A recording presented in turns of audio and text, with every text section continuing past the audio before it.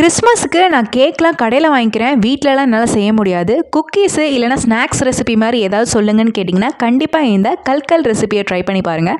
ரொம்பவே ஈஸியான ரெசிபி. இந்த ஸ்நாக்குக்கு அவன் எதுவுமே தேவையில்லை, பீட்ரும் தேவையில்லை, ஈஸியாக செஞ்சிடலாம். வாங்க எப்படி செய்கிறதுன்றதை பார்க்கலாம். இதுக்கு ஃபஸ்ட்டு 2 கப் அளவுக்கு மைதா எடுத்துக்கலாம். இது வந்து பார்த்திங்கன்னா நான் 200 கிராம் அளவுக்கு எடுத்திருக்கேன்.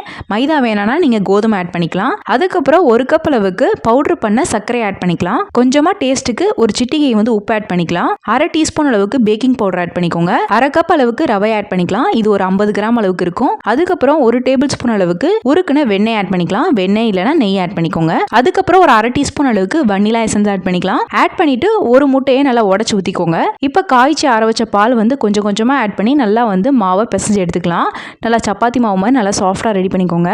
இப்போ வந்து பார்த்தீங்கன்னா மாவு நல்லா ரெடி பண்ணியாச்சு. இது 1 மணி நேரம் அப்படியே விட்டுறலாம். இப்போ நம்ம ரெடி பண்ணி வச்சிருக்க மாவுல கொஞ்சமாக எடுத்து நல்லா உருட்டிட்டு ஒரு ஃபாக்ல வந்து இந்த மாதிரி நெய்யை நல்லா அப்ளை பண்ணி விட்டுட்டு அது மேலே வச்சு நல்லா வந்து ஸ்ப்ரெட் பண்ணி விட்டுக்கலாம். மாவை நல்லா ப்ரெஸ் பண்ணி நல்லா ஸ்ப்ரெட் பண்ணிட்டு அதை வந்து கீழேருந்து மேலே வரைக்கும் நல்லா ரோல் பண்ணிட்டீங்கன்னா அழகா இந்த மாதிரி உங்களுக்கு நீட்டாகவே கிடைச்சிரும். இது நீங்கள் இந்த மாதிரி நல்லா ரோல் பண்ண உடனே லாஸ்ட்டில் வந்து நல்லா ப்ரெஸ் பண்ணி விட்டுக்கோங்க. அப்படின்னா தான் வந்து நம்ம ஆயிலில் ஃப்ரை பண்ணும்போது அது விரியாமல் இருக்கும். இது வந்து நீங்கள் ஸ்பூனில் தான் செய்யணும்னு அவசியம் கிடையாது. தலைக்கு சீவுற சீப்பு வந்து நல்லா புதுசாக க்ளீனாக வச்சுருந்தீங்கன்னா அதில் கூட நீங்கள் செய்யலாம். இப்போ ஆயில் நல்லா ஹீட் பண்ணிக்கலாம். ஆயில் நல்லா ஹீட் பண்ணிவிட்டு மீடியம் ஃப்ளேமில் வச்சுக்கோங்க.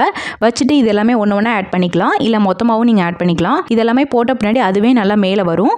இப்போ இது எல்லாத்தையுமே நல்லா இந்த மாதிரி கரண்டியை வச்சு நல்லா மிக்ஸ் பண்ணிட்டே இருந்தீங்கன்னா ஈவனாக வந்து வெந்து வரும். இது வந்து பார்த்தீங்கன்னா கோல்டன் ப்ரௌன் கலரில் வந்த பின்னாடி நீங்கள் ஃப்ரை பண்ணி எடுத்துட்டிங்கன்னா சூப்பரான கல்கல் ரெசிபி வீட்டிலே ரெடி ஆயிரும்.